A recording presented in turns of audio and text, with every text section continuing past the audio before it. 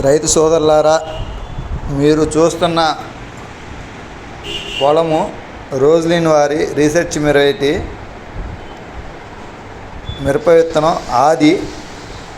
మీరు చూస్తున్న మిరపతోట పేరు ఆది మిరపతోట. ఒకసారి మీరు ఈ మిరపతోటని పరిశీలించండి ఎలా ఉందో. మీరు చూస్తున్న మిరపతోట 70 రోజుల పైరు. ఈ 70 రోజుల పైరుని మీరు ఒకసారి గమనించండి ఎలా ఉందో. ఈ 70 రోజుల పైరుకైతే ఇప్పటి వరకు ఎలాంటి ముడత కానీ బొబ్బరి కానీ రాలేదు. ఒకసారి మనం ఆ పూత చూద్దాం. చూడండి, దాంట్లో నల్లి ఏమైనా కనిపిస్తుందేమో, ఉందేమో చూడండి. రోజ్లిన్ వారి ఆది రీసెర్చ్ మిరప విత్తనం, నాటు విత్తనం. ఒకసారి ఆ పూతను గమనించండి ఎలా ఉందో. ఆకులు చూడండి మెత్తగా నల్లగా, అదిగో చూడండి మొగ్గగా వస్తుంది. చూడండి ఎలా ఉందో. ఇది 70 రోజుల పైరు. ఇదే పైరుని మనం గనక 20 రోజుల తర్వాత కనుక చూస్తే మనం చూస్తున్న మొగ్గ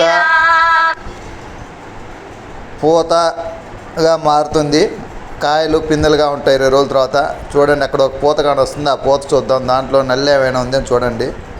చూడండి పక్కన మొగ్గలు కూడా కానొస్తున్నాయి.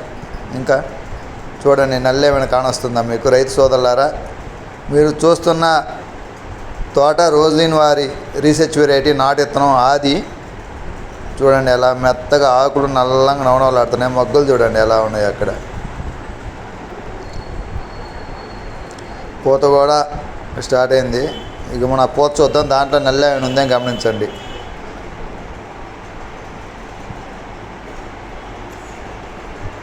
ఇదే తోటని మనం 90 రోజులప్పుడు చూస్తే మామూలుగా ఉండదు. ఇప్పుడు 70 రోజుల పైరే.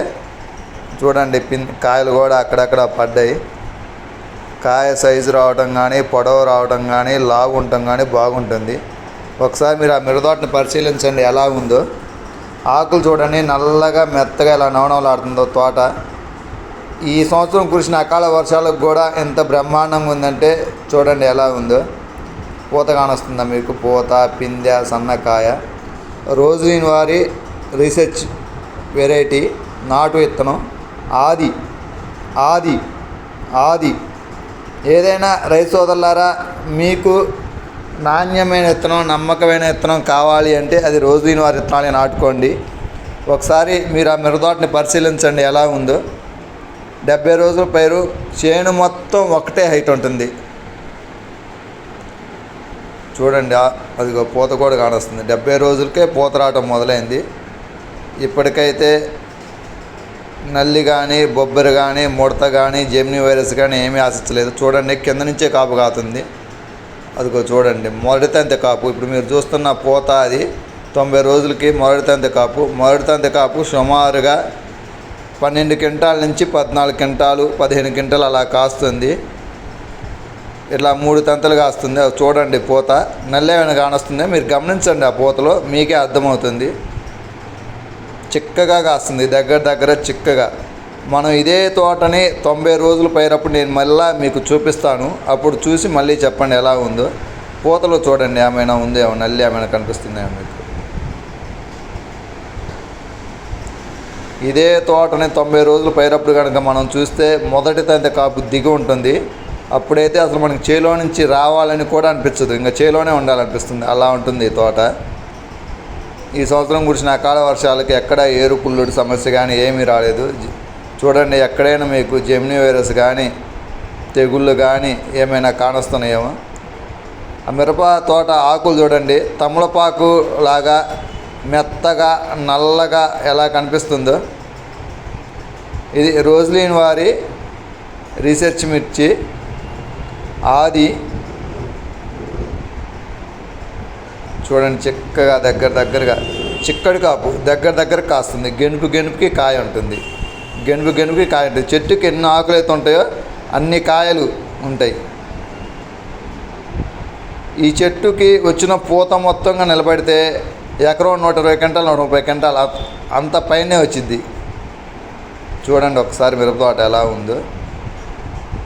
రోజ్లిన్ వారి రీసెర్చ్ వెరైటీ నాటు విత్తనం ఆది.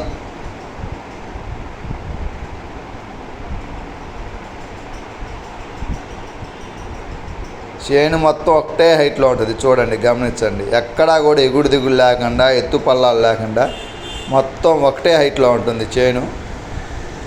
రైతులకి నాణ్యమైన విత్తనం, నమ్మకమైన విత్తనం, మంచి విత్తనం, అధిక దిగుబడి వచ్చే విత్తనం కావాలి అంటే రోజ్లీన్ వారి ఆది మిరప విత్తనం నాటుకోండి. అది చాలా బాగుంటుంది. చూడండి, అదిగోండి. మనం ఇప్పుడు ఒక మొక్కను చూద్దాము. చూడండి, పూత 70 రోజులకి ఎలా కానొస్తుందో. ఈ పూతని మనం 20 రోజుల తర్వాత కనుక చూస్తే చెట్టు నిండా పిందెలు ఉంటాయి. అంటే మొదటి తంది కాపు కానొస్తుంది. చూడండి, మొగ్గలు ఎలా కాస్తున్నాయి అక్కడ. ఇలా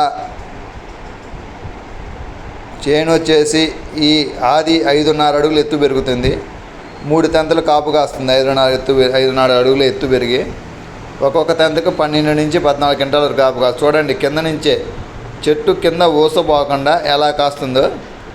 రైతు సోదరులారా, మీరు ఈ వీడియోని ఎక్కడా స్కిప్ చేయొద్దు, పూర్తిగా చూడండి.